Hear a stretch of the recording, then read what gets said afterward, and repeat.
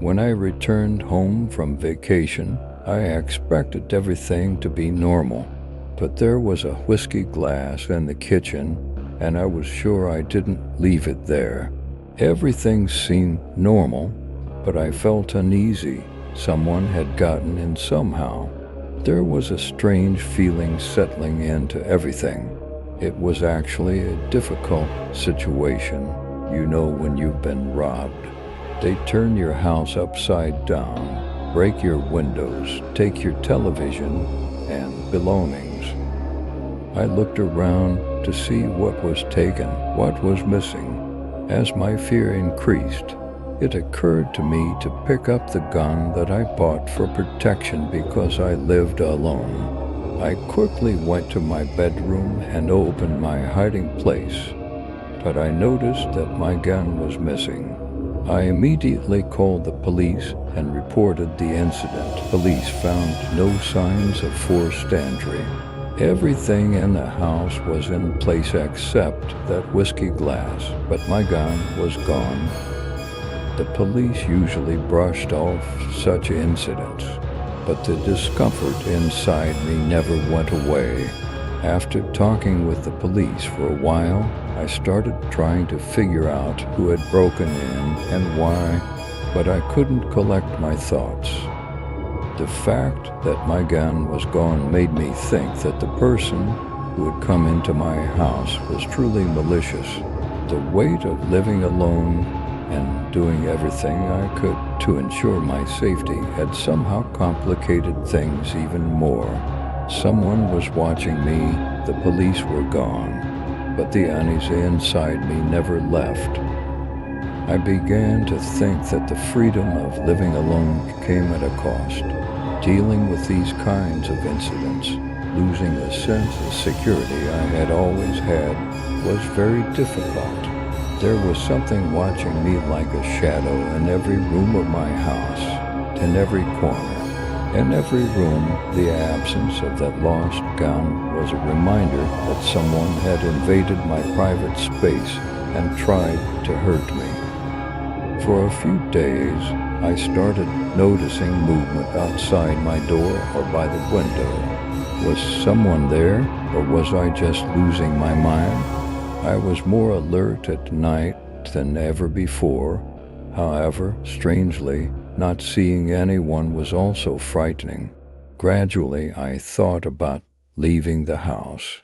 Going to a friend's place for a while seemed like a good idea. Maybe it would help clear things up. But on the other hand, I felt that leaving my home might make things worse. One night, it was late, and as usual, I was tossing and turning in my room, unable to sleep. The silence of the house felt threatening, and at one safe room, my eyes, accustomed to tracking every movement in the dark, began listening for every shadow, every faint sound.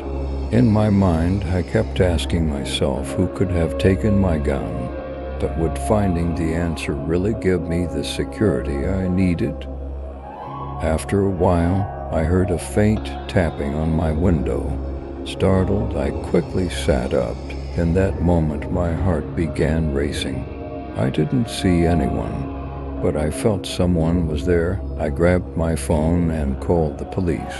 I didn't know what to do until they arrived, but I could feel that something was wrong. My eyes examined every detail in the room, and I realized that my security was now just an illusion.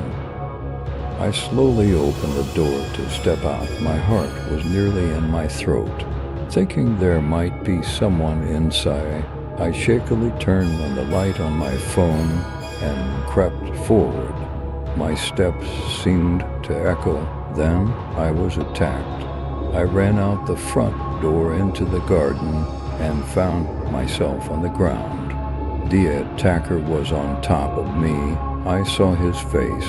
He started beating me, and I lost consciousness. I woke up in the hospital. I learned that neighbors who had heard my screams had come to help. causing the attacker to flee. After I was discharged, the police assigned an officer to stay with me. 2 weeks passed, but the fear inside me never left. It was the officer's last night on duty. He said tonight his shift would end, and we needed to do something to get the attacker into the house. We decided to leave the living room window slightly open so he could enter, and we could catch him. As I went to my room and lay down, I thought I heard footsteps near the door. My skin prickled. I quickly got up and locked the door. Did I really hear it, or was my mind playing tricks on me? As I tried to sleep, I thought about how any moment a door could be knocked on or someone could enter. Every minute, every second, I tried to push this anxiety aside, but getting through that night was extremely difficult. The next morning, I felt like I might not see the daylight. I sat by the window with the morning sun. The sky was gray, everything seemed dark.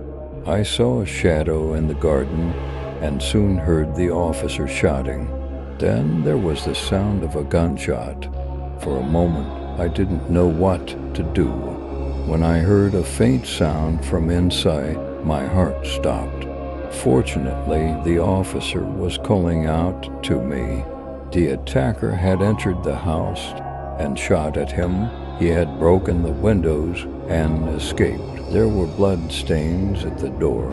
I didn't know if he had been shot, but it was certain that he had been injured, either by a gunshot wound or possibly by a piece of glass from the door he tried to escape through.